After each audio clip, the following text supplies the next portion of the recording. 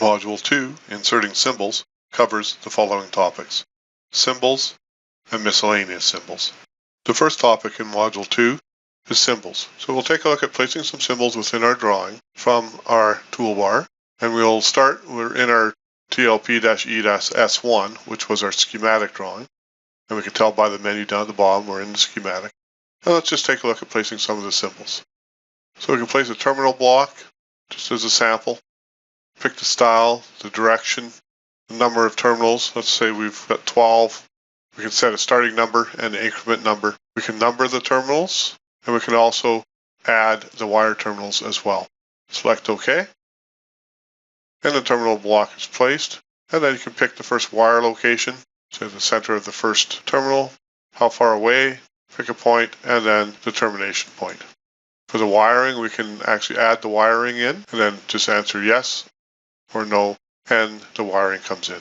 We can also add the wiring numbering if we need it, and we could have done that in the routine, but we can't do it afterwards. Let's place a couple lines. Let's place a bus bar, just as a sample. We'll place a bus bar, and this is just an AutoCAD polyline that allows us to represent that bus bar. We also have panel wiring, do the same with our panel wiring, and again, just a line type representing the wiring. We can then go in and put in some of our terminals, just simple terminals. Most of the components allow for extra information, the upper left text and the lower right text. Pick our component, and we'll automatically break the line and then put in our components. Put in the wrong numbers or the wrong information. Simply double click, change the value, and say OK. Quite easy to do. Under the power, we can actually add in a transformer. Pick the end of this line. Again, gives us some information about the transformer. This might be the tag number, the kilovolts, and the voltage, and click OK. That puts in the information for us. Again, if changes need to be done, we can double click, and we can make changes. Very easy to do. Similar with all of our single line diagram controls, we have fuses and ground symbols.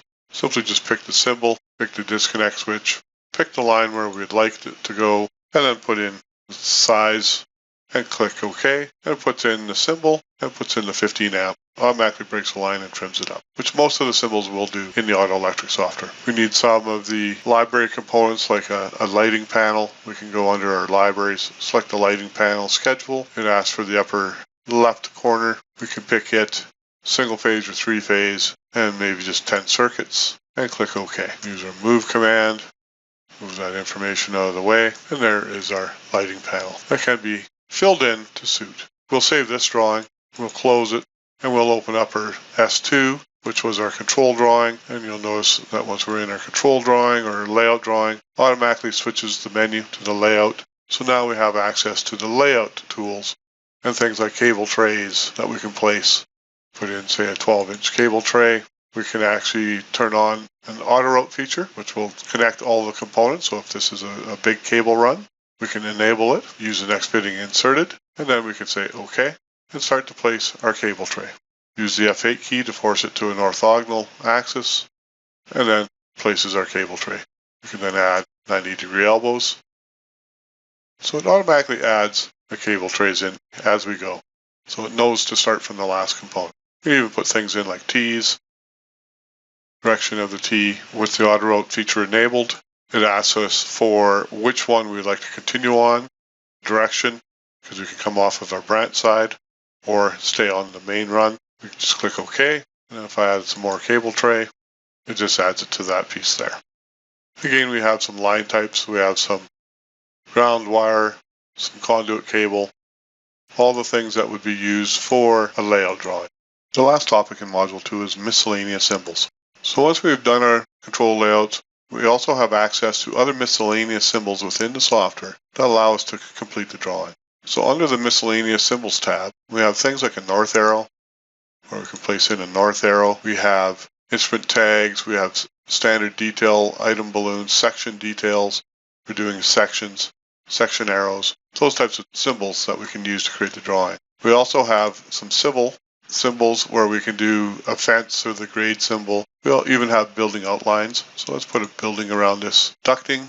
We can insert, the insertion point can be down here. We can, if we know the distances, we can just put them in, or I'm just digitizing just to give us a distance. Building width, let's say they're 8-inch walls, and then say draw building.